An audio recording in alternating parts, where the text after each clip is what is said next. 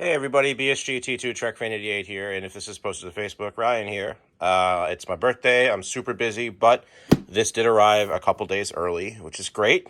I wanted to do a very quick down and dirty unboxing because one of the things that I've seen the most is people who get the Mavic Air 2 or another smaller drone, and they're like, where did this go? Where did that go?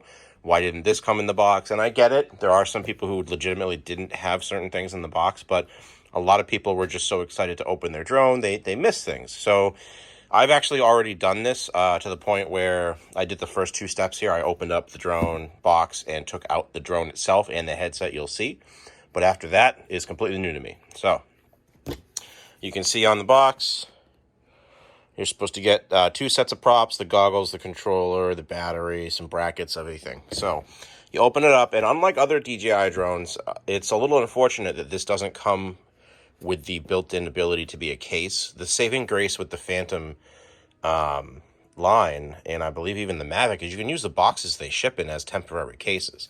I actually walked around and flew to Texas, drove around, and used the DJI styrofoam case my Phantom 4 Pro came with, because it was convenient, it was small enough to fit on the plane, and it worked. I did some reinforcements on the hinges. But anyway, so we open the box, we have the headset, and we have the drone. Okay, so we'll take the headset out. It's very tightly packed here, so don't be surprised if you have to pull really hard. But we got the goggles. And again, this is just a quick unboxing. I'm not going to go over everything. We have the drone, which has the battery built into it. Keep that in mind. I know the first thing I looked for, actually, when I opened this was like, okay, where's the battery? It's in the drone itself, which is why this weighs a little bit more than you would think picking it up for the first time. And here's something unique. So you take up this piece of styrofoam, which again, DJI, their boxes tend to be pretty kick-ass here when it comes to packaging. So here we are. And this is as far as I've gotten. You have the controller minus the sticks, shipping lines. They're not built in or not pre-installed. You have props A, you have props B, and if I can zoom in for you, well, that actually worked out really well. You have the top shell, the antennas, the harness, or sorry, the handheld headband, Jesus, the cable, battery, and the AC adapter. So that is what's in the box. I've already looked in one of these because I had to quit there because someone, potential spam call, called and cut the video short. So you take out these boxes. If you'd like, I'm going to put them back in when I'm done. But that is it. That is everything in the box. I'm going to open these up on my own here. But I just wanted to film the initial opening. Like, they've made this pretty easy that you, almost like an iPhone, where you have A, B, and C. I've already forgotten how it goes in there, just kidding. So I said actually heck with it and decided to show you real quick what you get. I'm not going to show you the propellers because everybody already has, what they look like. However, I will be honest, it's kind of interesting having propellers that don't fold again, that are three blades as opposed to two, kind of like the Phantom. But anyway, so besides the propellers, you have the extra shell for the drone itself. You have, I'm not going to list them independently, but you have a couple cable sets here. These, I believe, are the doohickeys that go on the mask, the antenna. The always important instruction book that you'll only reference when you have something go wrong, and you'll use YouTube for everything else. You have a very beefy charging brick. I mean, I'm using a wide-angle lens here, but, like, this has some oomph to it. You can hurt someone if you throw this hard enough. Anyway, so you get that. You have the battery for the headset itself, the various chargers. The silica gels, please don't drop those. Your pets will die if you eat them. Looks like a USB to USB-C cable. An Allen wrench. And the strap for the headset. And this is obviously a step down or a USB female to USB-C. And of course, like I said before, the controller, the headset, and the drone itself.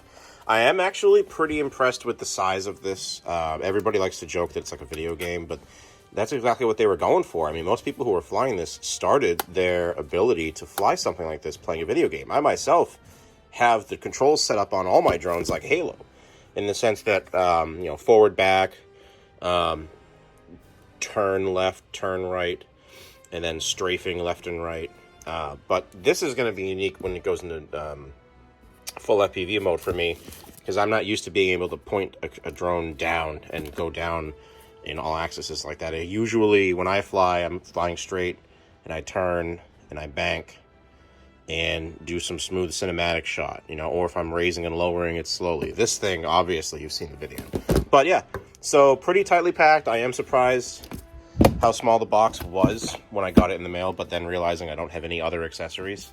I only bought the drone kit first because I thought I was not going to want it, in the sense that I was going to test it, and if I don't want it, I'll sell it or return it. But I'm fairly confident I'm going to keep it just from the videos.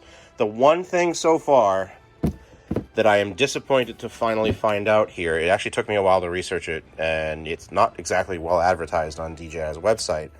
The sensor that's in the camera is basically the same size sensor that you get in a traditional Mavic, or the one that you got in the old school Phantom 3. So obviously it's been a couple generations since that drone, or those drones, so I'm willing to bet that we'll just call it I thought that the sensor for the Mavic Air 2 was going to be in here. A solid half-inch sensor, good light capability. But obviously I'm thinking like a cinematographer drone flyer, not an FPV. And obviously this camera and everything about it, where you have digital transmission, it's near no latency, I get it. But I was hoping for a 1-inch sensor, just on the off chance that they were going to take this drone and use it, not primarily, but mostly as cinematic, especially for pictures, maybe as a background. Because one of the things that I am going to experiment with this, living in New England, I might not have cliffs and as many hillsides as you might think that look badass, but what I do have are lighthouses that are, 500 feet or so offshore that, a normal drone struggles to get to in heavy wind, and by the time you get there, it's freaking, you get 10% worth of flight time before you get a return. I'm curious as to how this is going to do in heavy wind with things like lighthouses and other stuff. So the ability to go 80 for quick bursts to get through the wind, given how much this weighs, I'm curious. I'm rambling here, but we'll see what happens later, guys. Really quick side note here at my workstation. This is where I solder and clean and stuff. I wanted to put the green shell on here just because I know that this thing goes pretty quick, and I kind of like the look of the normal one, so I wanted to put this on here, but mainly for the fact that this is a hell of a lot more visible, and of course you do want to see this thing from afar. However, I thought this was going to be a quick switch over. You have to remove 1, 2, 3, 4, 5, 6, 7, 8 screws, and then it feels like you're going to break this. Watch a couple videos online, but guys, when you do the shell, you really have to pick at edges and kind of use your fingers to manipulate the plastic here. All I'm going to say, because I'm not going to teach you how to do it, because you're not going to blame me if you break it, watch a couple tutorials, be very, very patient. You do have to remove this front piece, which covers the gimbal, in order to get it off, which I thought was kind of weird. Again, there's 8 screws. It does take time. This is not a quick changeover. Just take your time with the plastic. You will get it to go back in. It's going to feel like you're going to break it, which is kind of weird. I'll be honest, DJI, I understand you don't want this shell to fall off.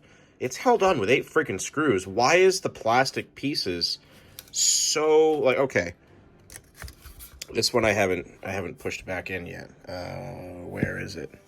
You really have to finagle these to get them back in. There we go. Like, I just tapped that, but the other ones, you really need to, like, push and pull. Anyway, you get the idea. Watch some tutorials. Be patient with it. But yeah, pretty cool.